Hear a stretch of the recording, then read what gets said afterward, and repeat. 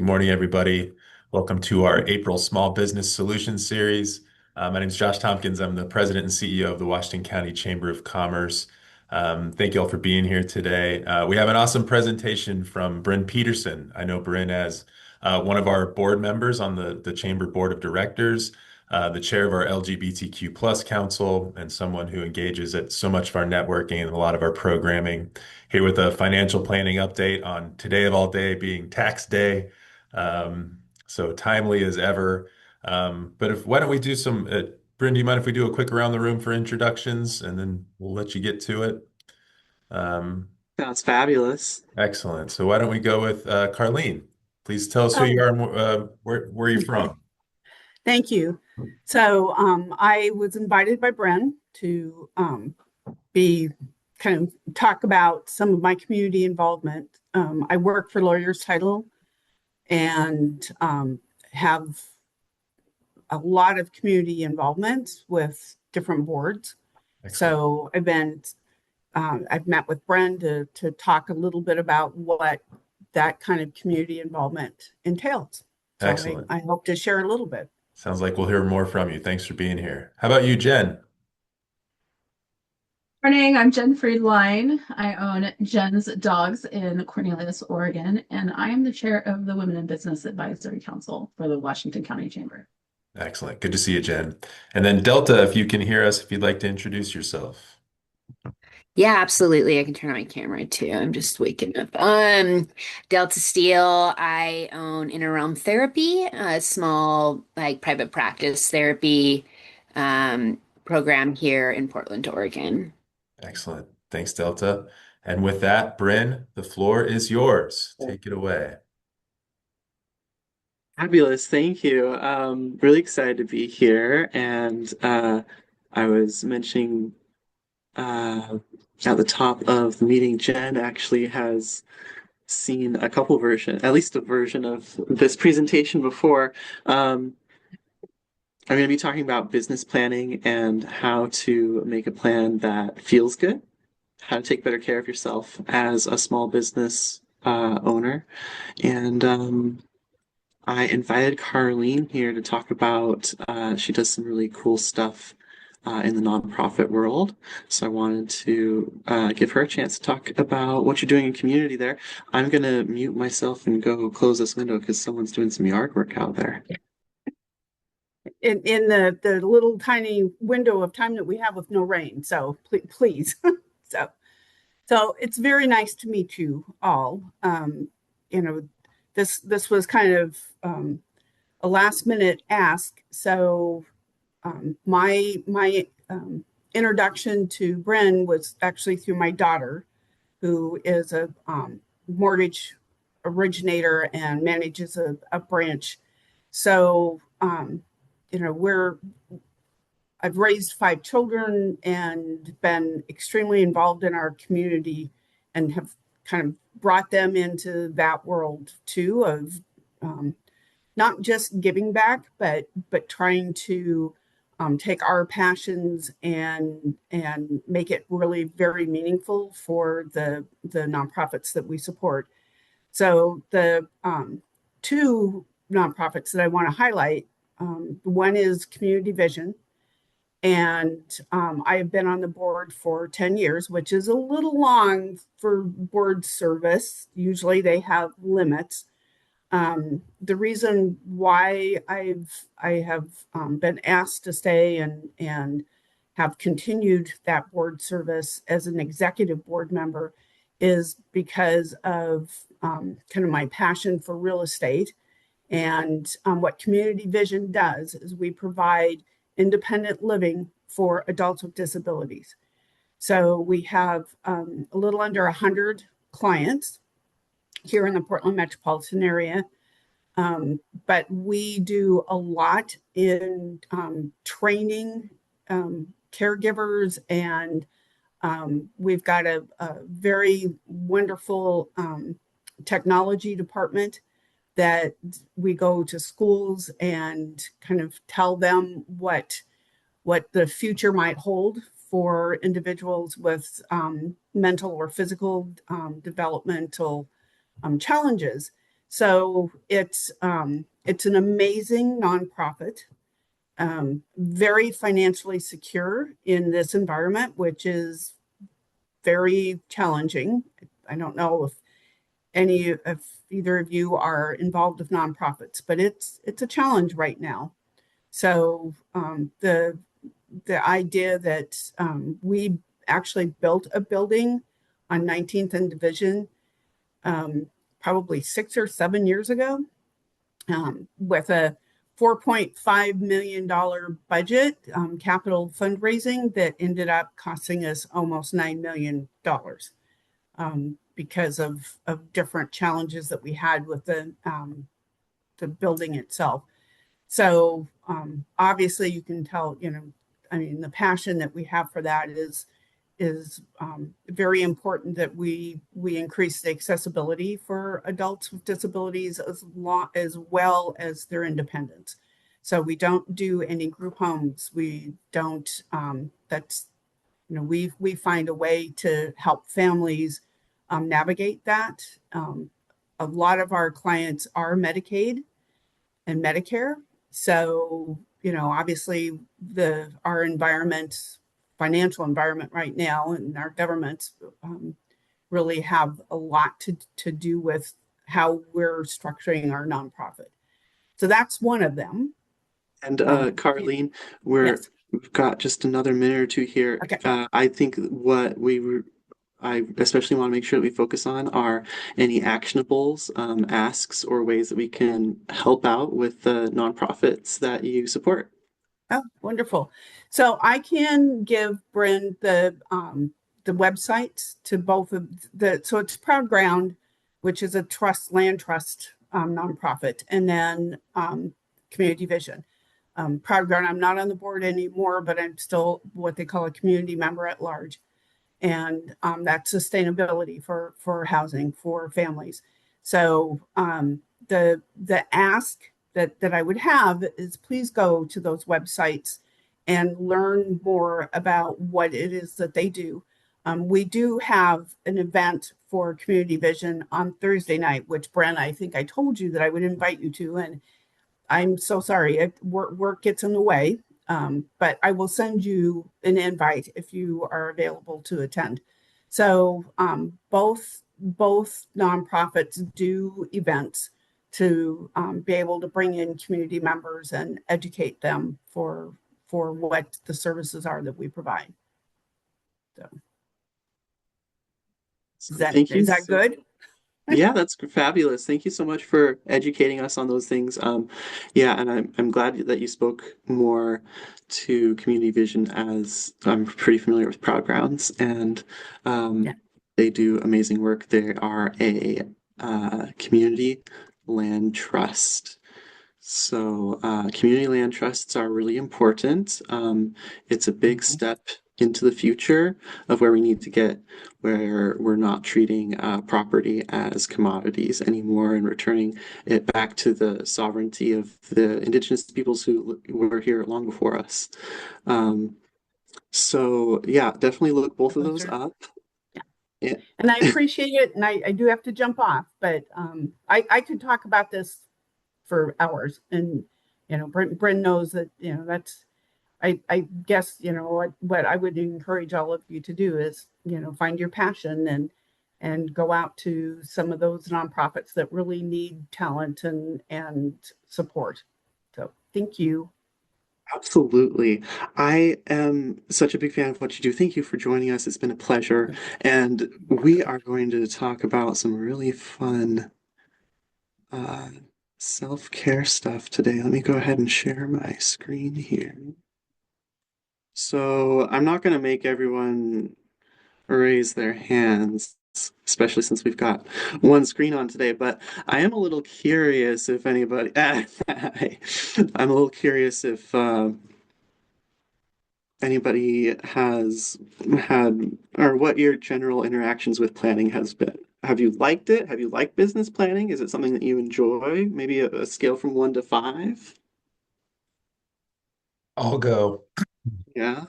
I don't have a ton of experience with it, and it's something that let me let somebody into the room, Nancy Clemens. Um, it's something that has always been on my radar, Bryn, and I think it's probably not atypical, but like need to make sure that all your financials are in order and everything is pointing toward like a good future direction. But life gets in the way, or you switch jobs or whatever it is, and just like stuff happens. Um, and you just sort of think, I'm fine for now. I'll figure it out later. I feel like it's one of those things that people push down the road and just like, I'll figure it out, I'll figure it out until you get to the point where maybe you didn't figure it out and you're stuck, which is the problem. But um, it's something for me that I know I need to get better at. Interesting. Tell me more about pushing it down the road. Just sort of day to day, right? Like you get stuck in your routine and you think I should really seek out a financial advisor and get a plan in place. You meet kids for college, whatever it is. And maybe people do this better than I do, but it's just one of those things. It's like, yeah, I should do that at some point, and then just time rolls on, and you never pin yourself to it. That's just my experience, maybe. I hope everybody else is doing better at that than I am. No, I really appreciate you sharing that kind of anecdote. Um, I'm going to be circling back to that. I'm going to put a pin in that because that ties in with our presentation really well. For me, my experience has been I've worked a lot of corporate jobs, and so my interactions with business planning was being told from my manager, hey, you need to have a business plan. And I'm sitting there going, I don't know, I just do what I'm told to do. Became a whole new, they'd inevitably have a guide and they'd teach you how to do it and they'd help you figure out how to bring your vision and values into it, or at least try to. And it was helpful for me at the time, but ultimately it led me to recognize that I didn't want to be working there, that I wanted to be in business for myself, that it's one of my core values is wellness. It's really important that I take care of myself. And the lifestyle just wasn't allowing it there, and it hadn't in any corporate job that I'd had before. Um, in this case, once I started doing business planning for myself, the whole world opened up. It's a creative craft box. It can be anything that you want. And the way that they teach you to do it, it does have some at least the couple corporations I worked at where I've done this before. Um, there's some really good nuggets in there, and what I've done with what we're going to talk about today, I'm going to bring in those nuggets, but then I'm going to talk about how to make it more personalized. One of the key things to building a habit, I don't know if you've ever read Atomic Habits, he talks about, yeah, yeah, good one. He talks about making it pleasurable or making it joyful, making it something that you want to do because we as humans, we do what we want to do. So if there's something that you feel would benefit you to do more, such as manage your finances or make a plan for your business, then the best thing that you can do is something that's going to bring that dopamine in. And let me go. I'm trying to figure out how to share my screen, which is why I keep rambling. Oh, it says send request. Yeah. It's like gets approved, I'll get it over here. I just clicked allow, so you should have approval. Bryn might try it again. No Sorry about problem.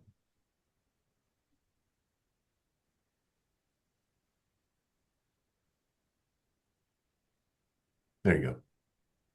Fabulous. Okay. So, wellness. This is where it all starts and begins for me personally. So that's where this presentation is going to go. Life is temporary. You are the only constant. So if you're not having a good time, there's a lot of factors going on. Obviously, there's power structures and agreements and so on and so forth, resources. But ultimately speaking, all there is the eternal now. You are constant, and if you walk away with one thing today, I need you to understand that your only job is to take really good care of yourself.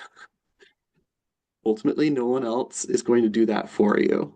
And so what we're talking about today, this is going to be a way of taking care of yourself. Let me see if I can find my present button.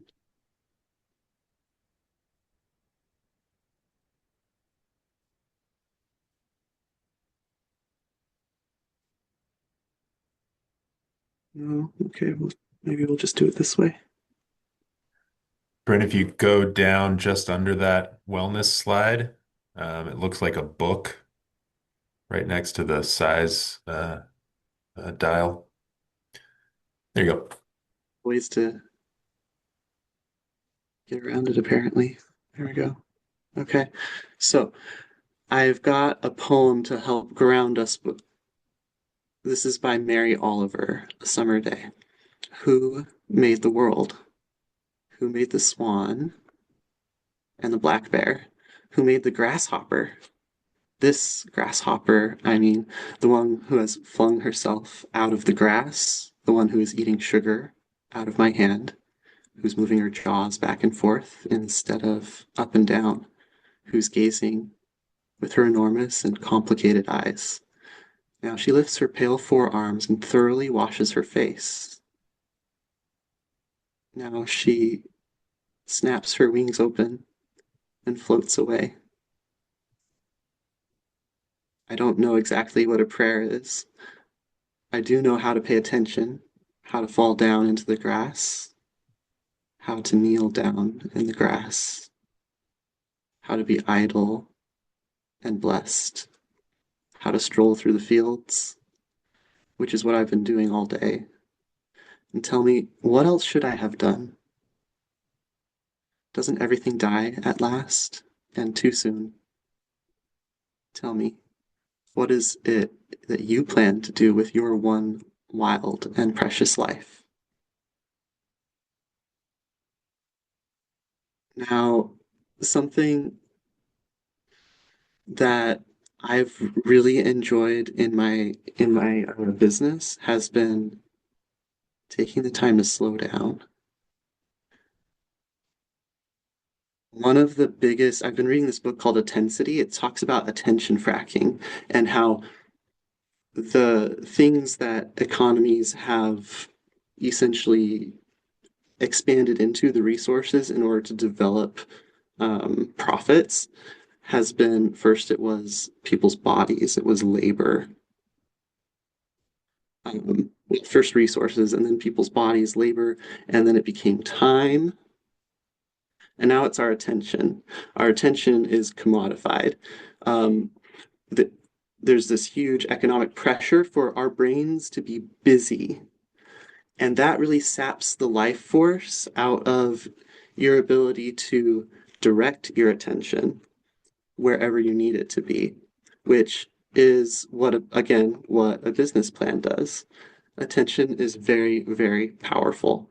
So, with this all said, I'm going to jump over to my business plan. And we're going to talk about how I made it and why, and some things that I love about it, some things that I'm not a huge fan of.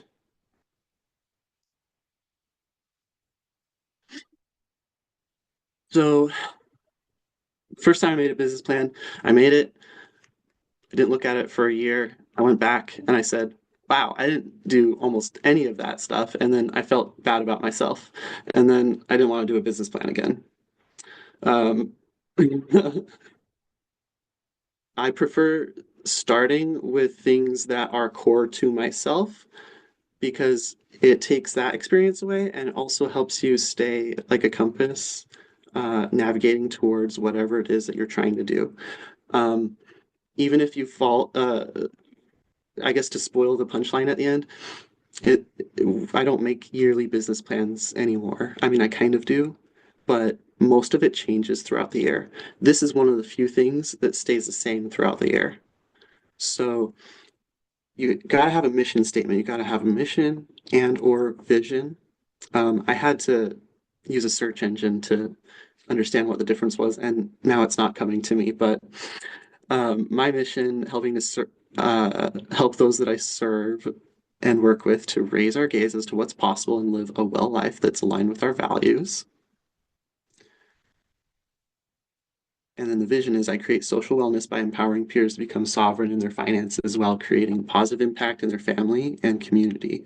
So this is something where you can come back to and you can say, am I too busy?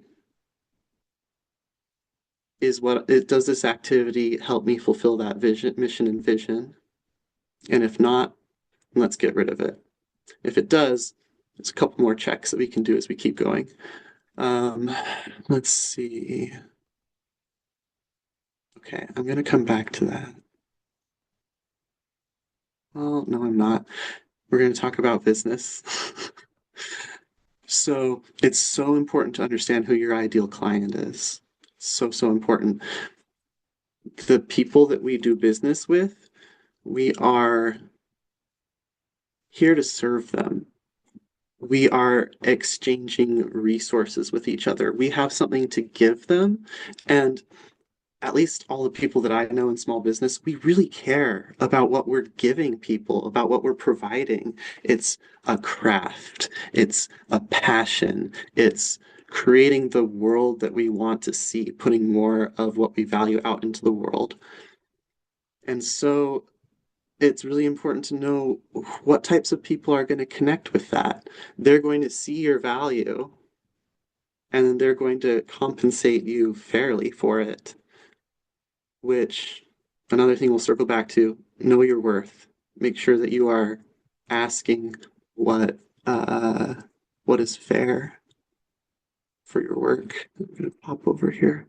Okay, so those are my ideal clients. I'm in a very now you also when you're figuring out your ideal client, it's a couple factors. It's the kinds of people that you want to work with, and it's also both because of the energy feeling there, but also what your business model is. People have very different business models. Mine is very relationship oriented. It's long term. If I work with somebody, they're going to be with me for presumably their whole life if they enjoy the experience. For you, maybe it's much more transactional or passing short term. Transactional, I don't love that term, but short term at least. Um, Make sure that you understand the types of people that you're attracting and how they're going to find you. Those types of people, maybe they're on the internet a lot. Maybe they go volunteer at this kind of nonprofit. Maybe for me, I try to show up wherever I am in life and authentically be myself and let people know what I do. And then eventually they or someone that they know are going to want help and they'll think of me because I'm taking really good care of myself. And so I'm generally in a good mood and I'm helping people out and I'm memorable. Um, when you have something that's a business that is a lot more higher volume, sometimes you've got to do creative things to get your message, your brand out there. And whatever it is, it probably feels a little scary because it's probably something that you haven't done before. I'm going to skip to the next one, pillars of growth. So this is where we connect the dots between those two things. We need to understand what the most important activities that you can be doing are in order to grow what you're trying to create. So for me, it's networking, it's public speaking, and it's activities is kind of my catch-all term for whatever things that I need to be doing in order to um, grow the business as far as stats, things I want to be tracking. Those are going to come in on the next one. But yeah, make sure that you have like at least two. I suggest not really going more than three. Um, Yeah, past three, it can be a lot. And with all these things, it's really important that we just focus on like the one most important thing, one or two. You don't want to overwhelm yourself. You don't want to do too much. When you're doing just the one or two most important things, then you're going to really grow as quickly as is feasible. Have some financial goals. Yeah, you knew I'd talk about money at some point here. So we got it. So for me, I want to grow my assets under care by a certain amount under time. When I want to become debt free, I have an expensive self-care medical thing that I want to do, electrolysis. And I want to purchase communal housing. So these are some of my whys. It can feel a little vain or weird to have um, your personal, I don't know, monetary stretch goals on here, but I actually find that it's really important. Part of loving yourself, part of taking care of yourself is having a really good carrot that you're working towards. Um, now, key indicators. Excuse me, mouth got really dry. I do not. This is the part that I usually have a really hard time with. I do not have a great relationship with tracking my stats. Um, when you work as part of a large organization, generally speaking, there's a lot of layers there, a lot of layers of optimizations that happen. And so by the time you get to the bottom, it's hard not to feel like your whole existence kind of hinges on providing whatever these numbers are. When you work for yourself, you can really break free of that. When you work for yourself, you're not creating profit for somebody else. You are creating abundance for yourself. Um, and so that's one way that I'm able to have a better relationship with tracking stats is just kind of doing a reframe. It's that little pause. And that's why we started with our mission and vision as well. But make sure you have to track it, guys. Like, you just have to. What you don't track, it doesn't occur. It doesn't happen. Um, and the other thing is, you can't feel bad about it when you don't hit your goals because you're not going to hit them sometimes. You're not a machine. And honestly, when you first start tracking things, I brace myself for missing it more often than I hit it because this is a new skill, it's a new muscle that you're developing. And so for me personally, the way that I found another way that I found around turning that into a joyful thing is you got to celebrate the small wins. When if you have like six different things that you're tracking, then maybe you want to make sure that as soon as you get one of them, when you overachieve on one of them, then you take yourself out for dinner or, so on and so forth. There's somebody, one of my peers at Edward Jones, he he got his wife in on it. And when he hit his goals, all of his goals for the week, they'd go out for dinner as a couple. And if he did his stretch goal, then they'd have a little weekend away. And it would be part of their routine when on their weekly planning day, she'd follow up with them and she'd say, "So, how you doing on those goals?" It's nice to have an accountability buddy.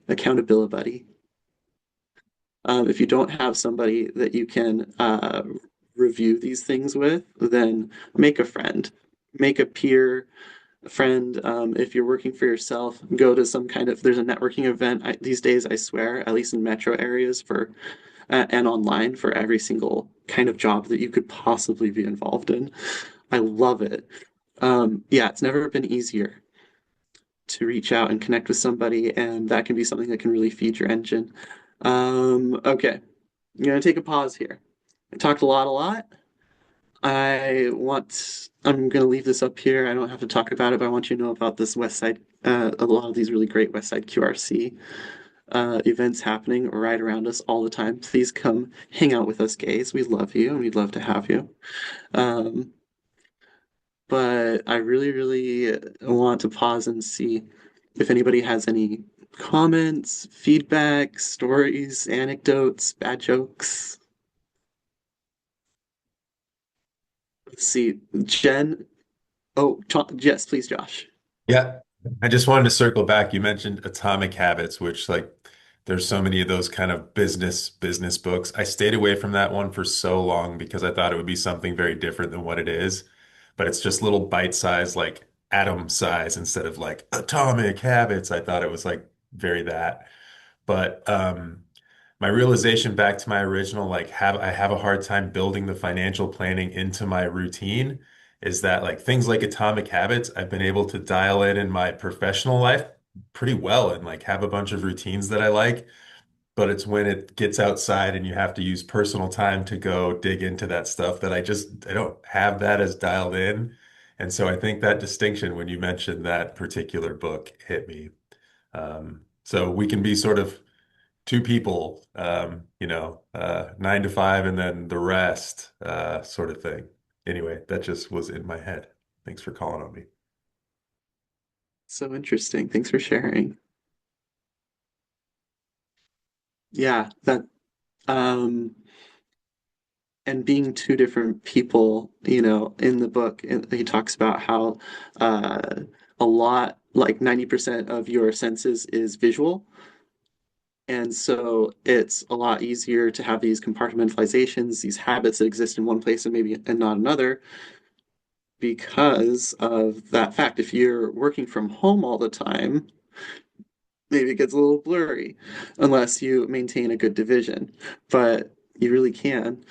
Jen, I was wondering if you could share, you mentioned that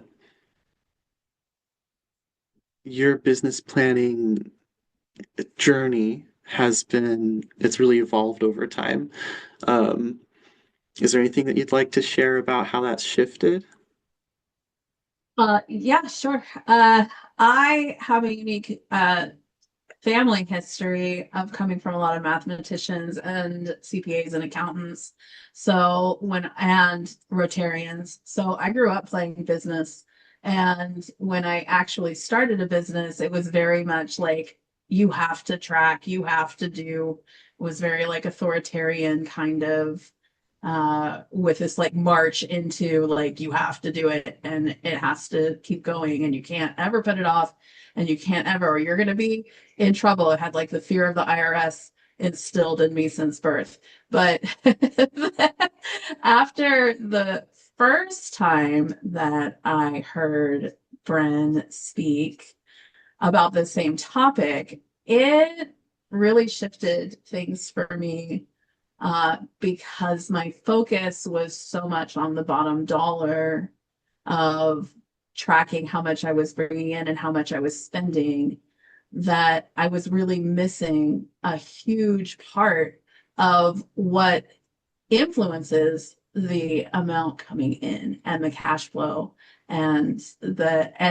paying attention to being intentional about where I'm spending my time and my energy.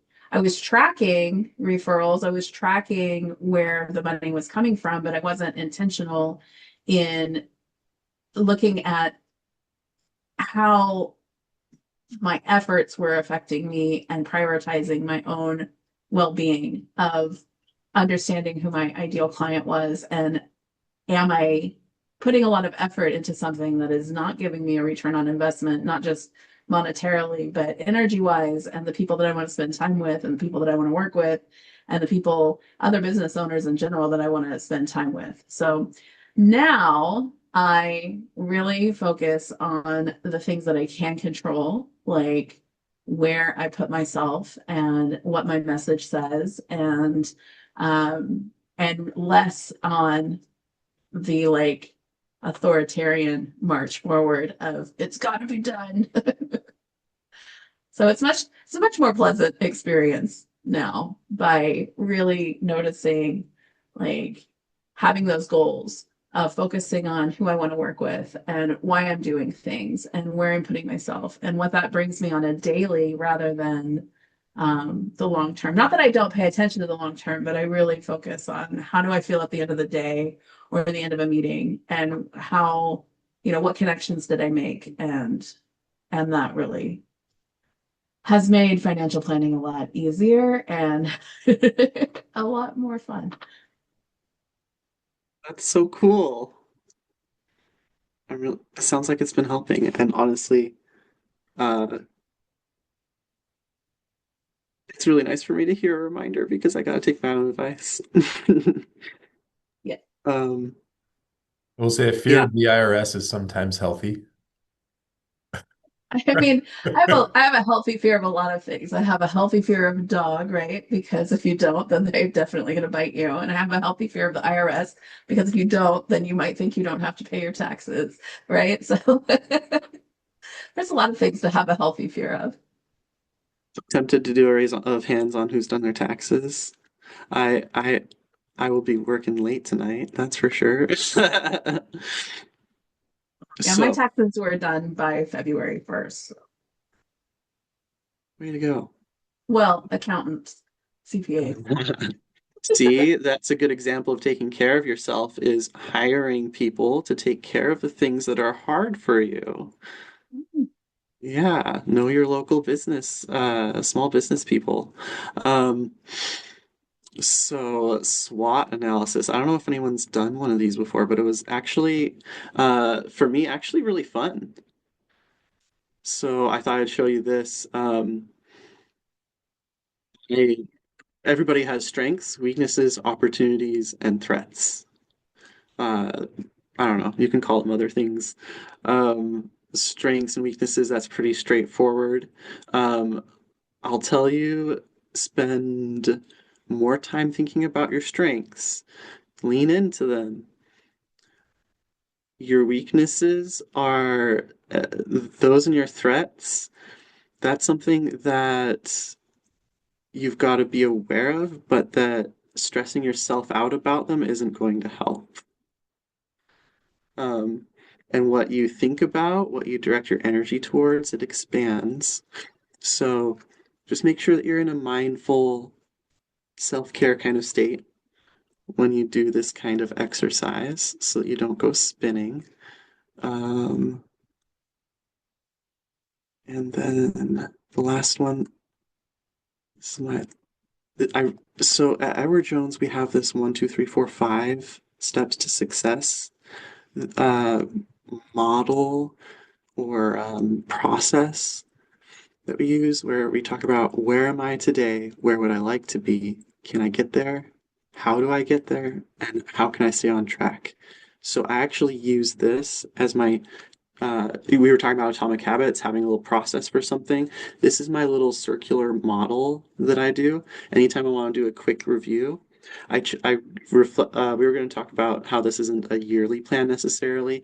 What I do is I go back at the end of every month, just on the stat level, and make sure that I tracked everything and just kind of pause, check and see how my stats were, notice it. We're not judging, but we got to understand where we are today, where we would like to be.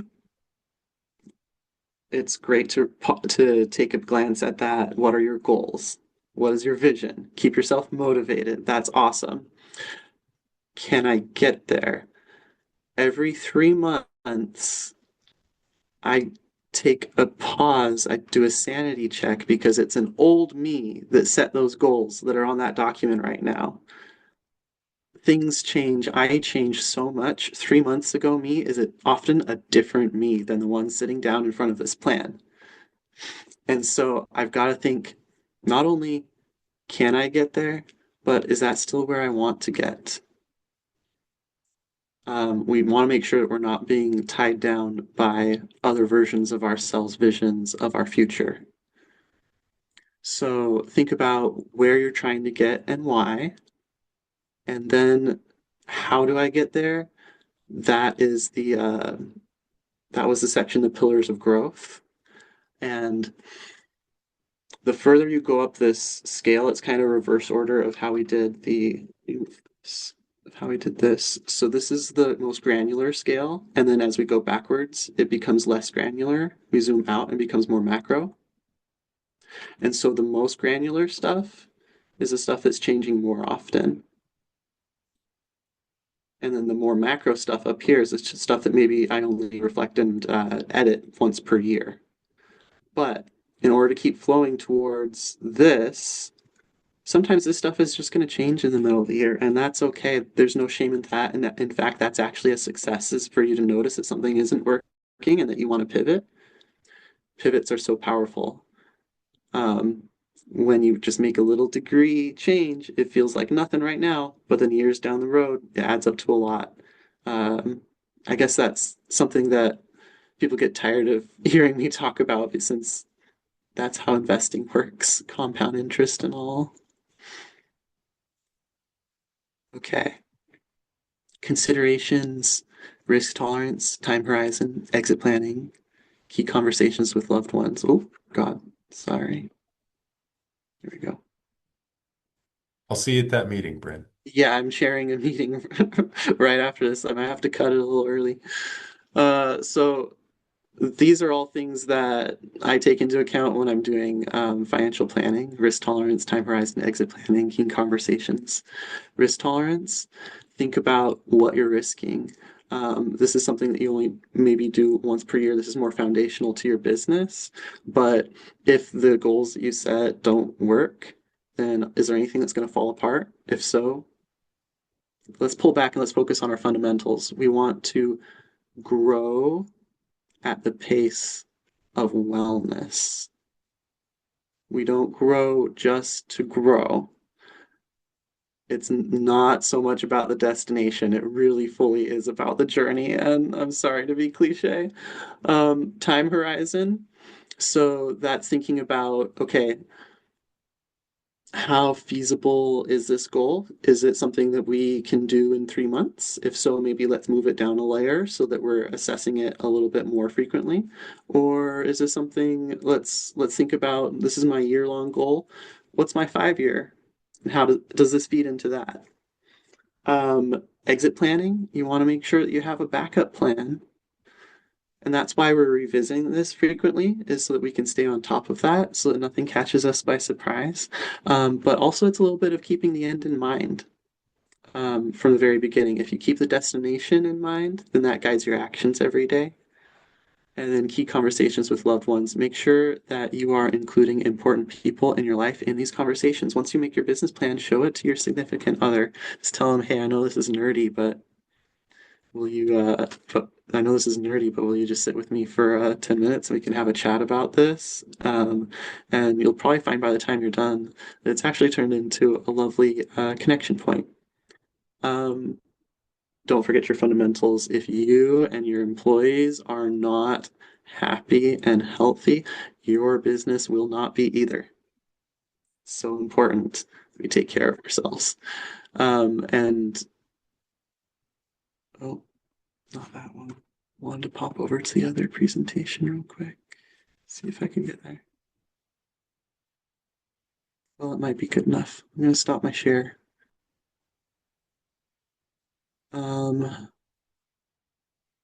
Any questions? Does anyone want some advice about business planning? Something that you're struggling with right now?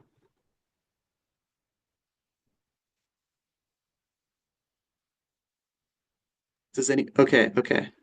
I I do have a little bit of a struggle right now, and a lot of it is a little bit triggering for me because it's outside of my control. So last year the first 4 months were really, really great, and then it evened out. And I know I'm not the only one that this happened to. This was pretty much across the board with the state of the economy in the world. Then I saw a drop and I kept falling short of my monthly goals. And at the end of the year, like October, was drastically short, and it got really, really sketchy at the end of the year. And so now here we are in the first 4 months where we're doing, kind of the same trend that we had the first 4 months of last year. And so I'm a little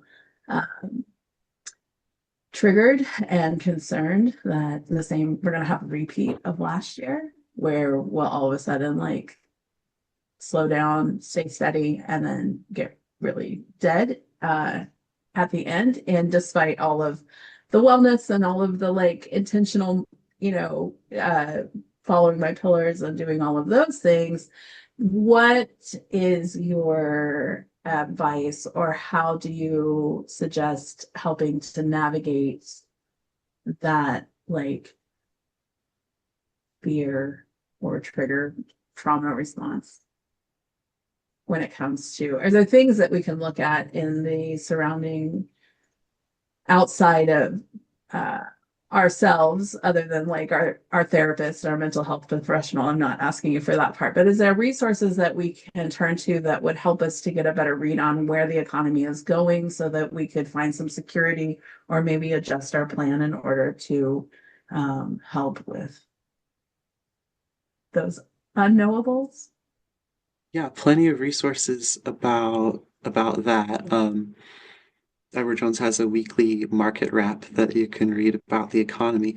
Um, I that isn't necessarily where I would go though.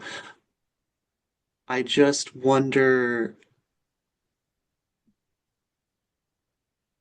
what I usually do when I'm experiencing anxiety is kind of sit in it, and it's easy to look up like a 5 minute, 10 minute anxiety meditation on YouTube or something, and I really ac accept it and metabolize it and accept that this is something that I'm experiencing, and it makes sense that somebody in my situation would be experiencing this. And then once you've done that, usually you know where to go next. It's that, in fact, I am going to actually share my screen for last minute here because this ties in perfect.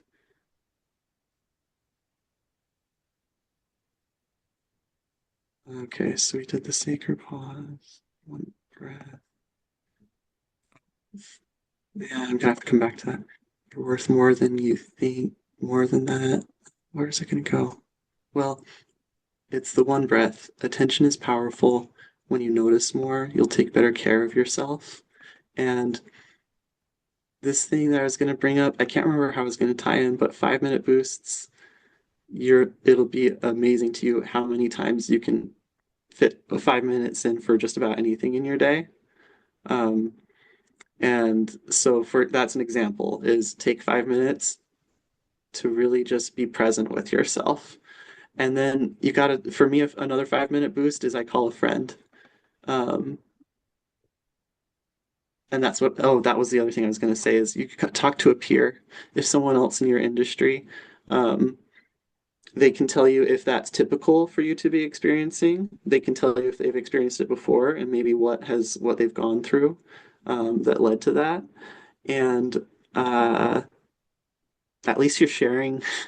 It's a lot easier once you share what you're experiencing. That's another thing that helps you metabolize. That's another little 5 minute joy. Um, but yeah, I wanted to leave you with the 5 minute boosts idea and just throw on a little 3x5 card, some of your favorite things that you can do. And the more you engage in those little 5 minute boosts and throw in a couple that you'd like to do more of that you really actually do enjoy, like a little 5 minute meditation or a 10 minute yoga, a little walk outside. That really helps me reset and it helps me love myself. When I show myself some care and compassion, that's usually starts a avalanche of a really caring, kind, compassionate day.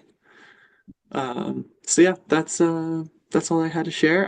I'm gonna go do the LGBTQ plus Business Advisory Council meeting that happens every third Wednesday at 11 a.m. Please join us sometime. And kicking it back to you, Josh.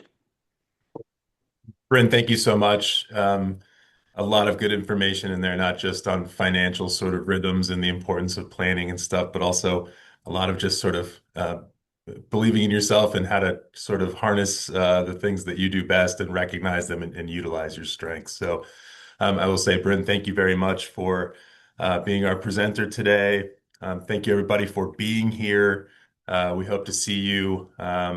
I guess also just before the normal meeting that Bryn just talked about, our next Small Business Solution series will be the third Wednesday. I don't have it in front of me. I apologize. But we'll have AJ Bustamante talking about AI for small businesses and entrepreneurs, I think in a sort of panel discussion sort of way. So we hope you can join us. Please check your emails for information on that coming up. Have a great day, everybody. Bryn, thank you again, and we'll see you guys soon.